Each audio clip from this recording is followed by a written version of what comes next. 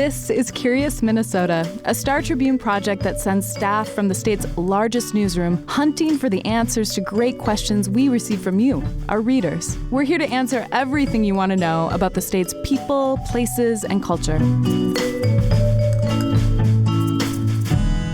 Welcome to Curious Minnesota. I'm your host, Eric Roper. This episode of Curious Minnesota is sponsored by Primrose Schools. Today's show is about a creative response to a problem that still plagues America's cities, a shortage of housing. After World War II, cities in Minnesota and across the country did not have enough housing to meet demand, and the temporary solution was to repurpose the Quonset huts that the military had used to quickly create shelters during the war. These huts became pop-up neighborhoods in pockets of the Twin Cities, and these neighborhoods eventually disappeared. Reader Dory Marzalak spent her childhood growing up in a Quonset hut in North Minneapolis. She wanted to know more about the families that lived in the huts and what life was like in these neighborhoods. I am an amateur genealogist. I've been doing genealogy in my family history, and my mother always told me that I was the first baby born in these Quonset huts on Olson Memorial Highway. So I wanted to find out when they built them.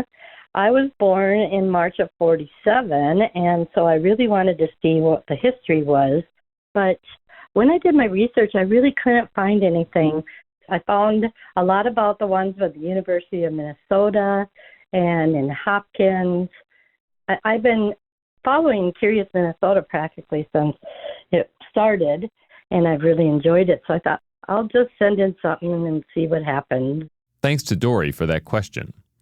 Joining me today is a former Minnesota Star Tribune intern, Steph Quinn, who wrote a story on the Quonset huts earlier this year. Here's my conversation with Steph. Well, Steph, thanks so much for joining us today. So what drew you to this question, Quonset huts? Like, what was sort of interesting to you about this issue in particular? Well, in addition to being a journalist, I'm trained as a historian. And in my sort of past life as a historian, I was really interested in the history of housing and how that fits into the life of communities.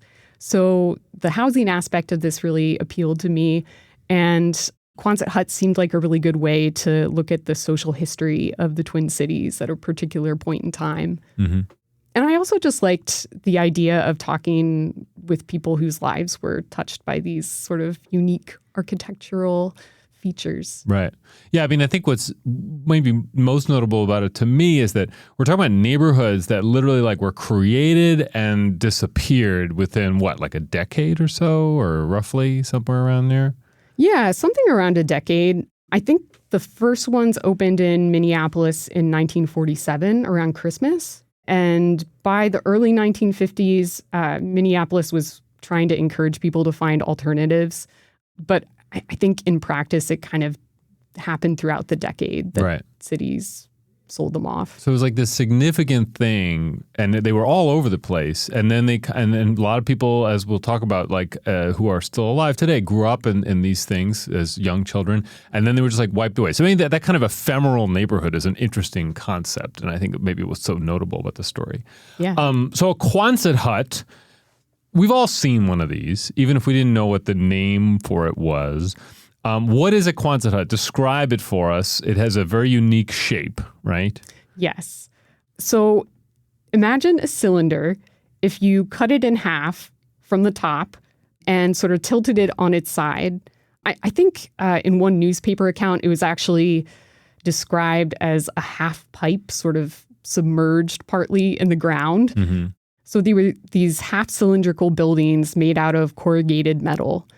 And they had windows on both sides, but they had these pretty extremely curving walls, which I would imagine really affected how much you could fit inside and what it was like to live in one.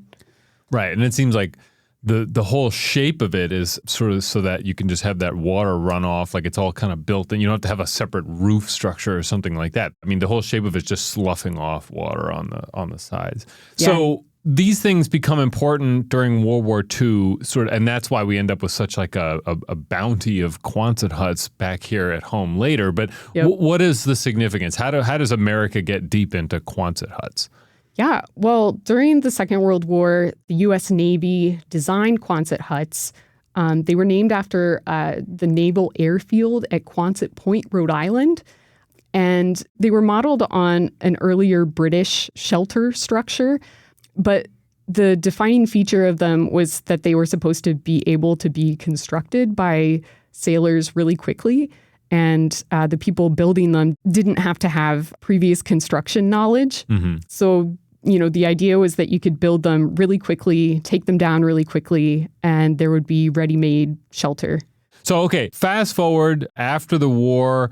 Suddenly the U.S. government has lots of corrugated metal and all the other things that were affiliated with these huts, and they're looking to unload it. And so then what happens? Well, the huts were reclassified as surplus, and essentially the federal government divvied them out between cities throughout the country, including Minneapolis and St. Paul. And the idea was that they would address a serious housing shortage. During the war, production had been oriented toward the war effort. So home construction had kind of been put on pause. And on top of that, veterans were returning to the country. A lot of them were starting families. This was kind of the baby boom era. And Quonset huts were intended as part of the solution. Okay. And so you note that there was like more than 600 of these huts in the Twin Cities at one point, and there was at least 5 villages. We know there were actually more than that. I mean, they were kind of, it's hard to even quantify because we even had people telling us some that we hadn't included in the story. Yep. So all around the Twin Cities. So they're sort of everywhere. Let's just talk about the nuts and bolts of like, okay, these were U.S. government property, and then like people are moving into them. The cities are involved. Are people paying rent? Do they own them? How does this all work? So as I understand it, the federal government essentially gave the huts to cities, but then cities had to build them and cover some of the cost of that, although I think it was subsidized to an extent. And then families rented the Quonset huts from cities. So when the first Quonset villages opened to residents in Minneapolis in 1947, families were paying up to $50 a month to live in them. Okay. Yeah, and the mayor at the time actually requested that the city be able to keep more of the proceeds from rent in order to kind of maintain the neighborhoods and improve them. Okay. And so they're sort of spread out around Minneapolis? I mean, where are some of these things? Yeah, they're pretty spread out. There were some in the Northeast. There were some on the north side, some in the south. There were at least 2 Quonset villages in St. Paul. They were by the airport. At various universities, Hamline University, and then the University of Minnesota apparently had 2 veterans housing projects. One of them might have been trailers instead of Quonsets, but they were kind of referred to as University Grove East and University Grove West, I guess. Wow, all right. And these are specifically for veterans? Yes. In order to be eligible, there had to be a veteran in the family, and there were also requirements about sort of the structure of the family. So they were looking for married couples and especially veterans who had children. Yeah, and if you wanted housing at one of the university Quonsets, at least for the University of Minnesota, you had to be a student as well. One reader wrote to us to say that her family was not eligible because she was living with her mom, her siblings, and an uncle. So she talked about how even though her uncle had attended the University of Minnesota and was a veteran, they couldn't get a Quonset because there was no married couple. Interesting. Okay. Yeah. Let's say you've rented your Quonset hut, you've been approved. How great. And now you're walking into your new home. What does it look like? I mean, you're going inside. What do you find as you walk into a Quonset hut? Because I'm imagining this is a bit more elaborate than what the military was encountering when they would set them up in the Pacific. Yeah, I mean, they did make some improvements. I think they added insulation for one thing, which is lucky, for the winter weather. Yeah, so I guess you would walk in the front door. There was a kind of split kitchen living room area. First of all, how many apartments per Quonset? Well, there were 2 per Quonset. So there was a layer of drywall between the apartments that the 2 families would share or would have split between them. Yeah, which I'm sure had a lot of sound deadening properties. Yeah. You're going to hear all those arguments or whatever's happening next door. You're going to hear the whole thing. Okay, so you walk in, there's a split between the 2 apartments, and then you have, would you say 2 bedrooms? Yep, 2 bedrooms, a kitchen, living room area, a bathroom.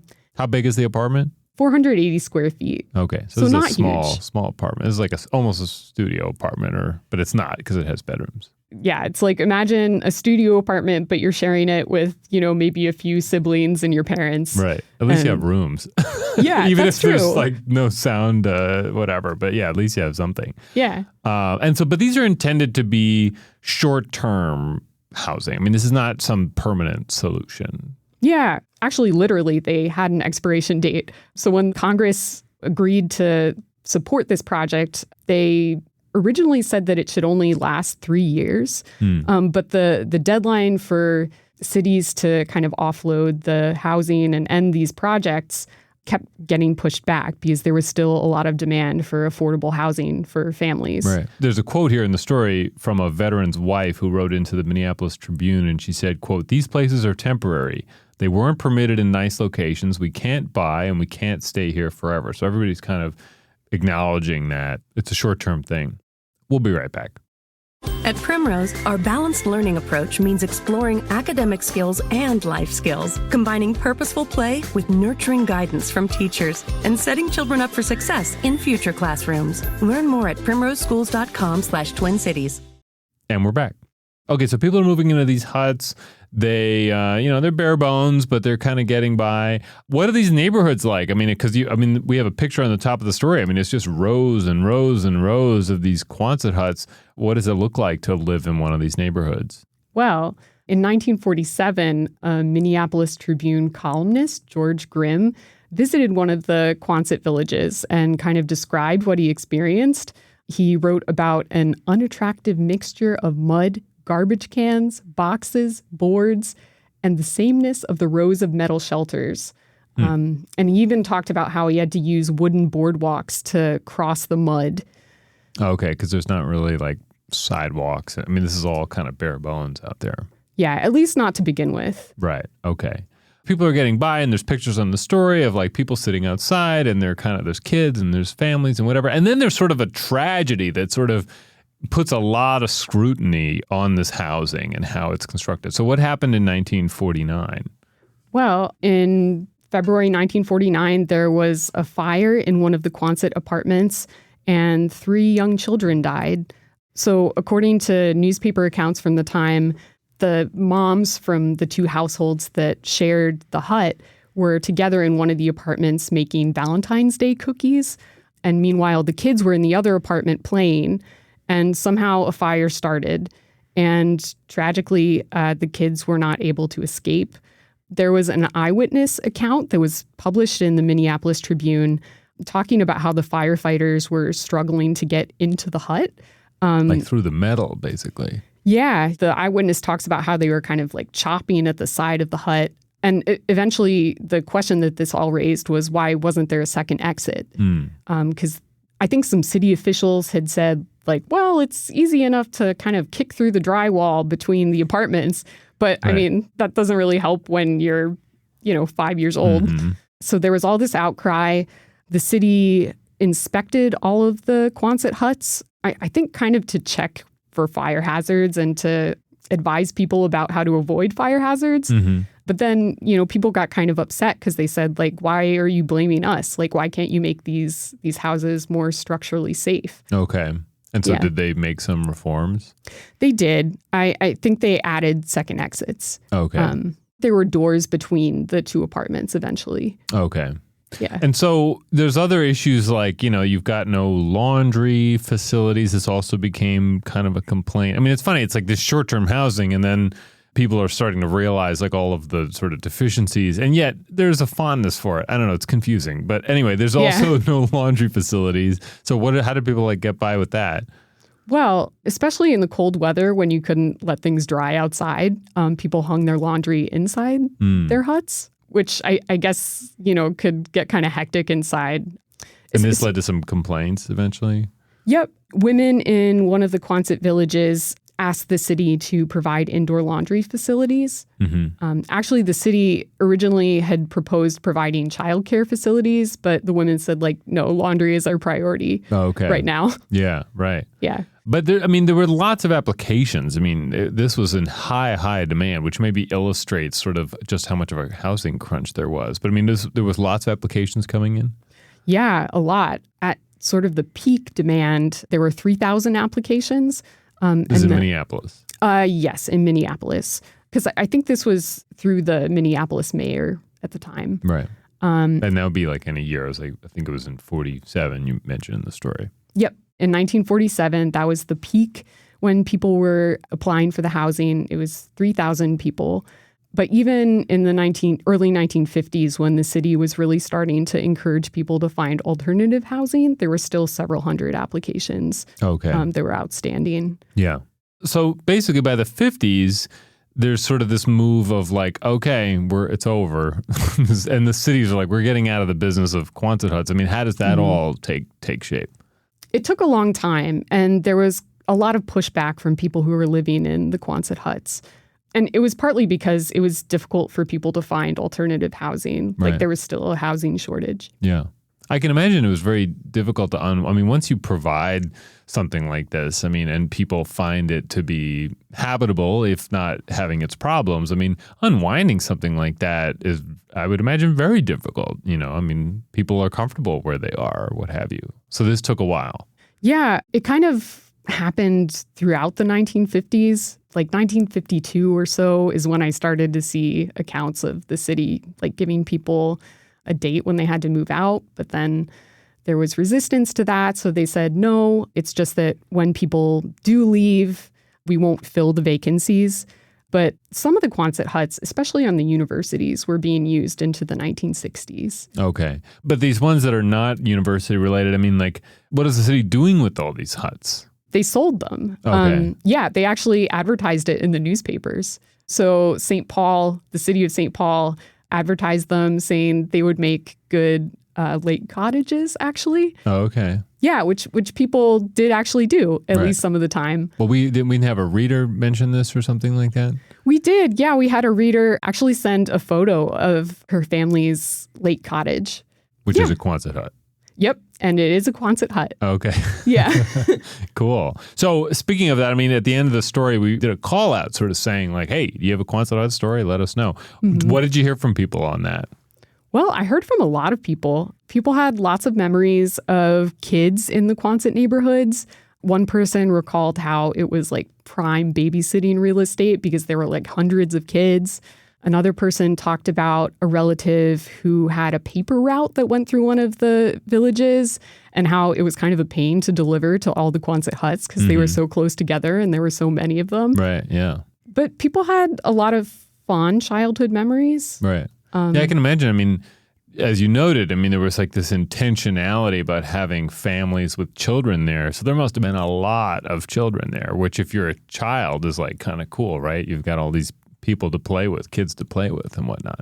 Yeah. Actually, one reader talked about how her cousins lived in one of the Quonset villages, and she said that she wished her family lived in the Quonset village because it was so much fun to visit them. I would imagine you also have a lot of these vets who have come back from the war, and there must have been a lot of very interesting late night conversations about what they had gone through in the war. And I don't know, just to be a fly on the wall for a neighborhood like that would be very interesting. It's just this turning point in American history in a sense of this post-war period that's about to start.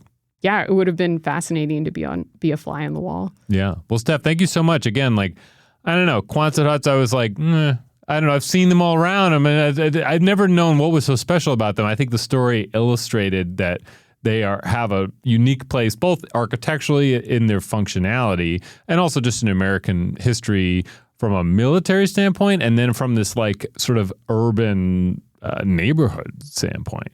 Yeah. So thank you. Thank you. Okay, that's it for today's show. Thanks, as always, to Matt Gilmer for editing this podcast. Do you have feedback for us or a question you'd like us to answer? send us a note at curious@startribune.com. And if you're enjoying this show, please tell a friend about it. Thanks. Thanks for listening to Curious Minnesota. We want to hear from you. Ask questions and read more stories online at startribune.com/curious. Our show is recorded at the Star Tribune's headquarters in beautiful downtown Minneapolis, and our music is produced by Matt Gilmer. If you like the show, please rate us on iTunes or leave a review. And until next time, stay curious.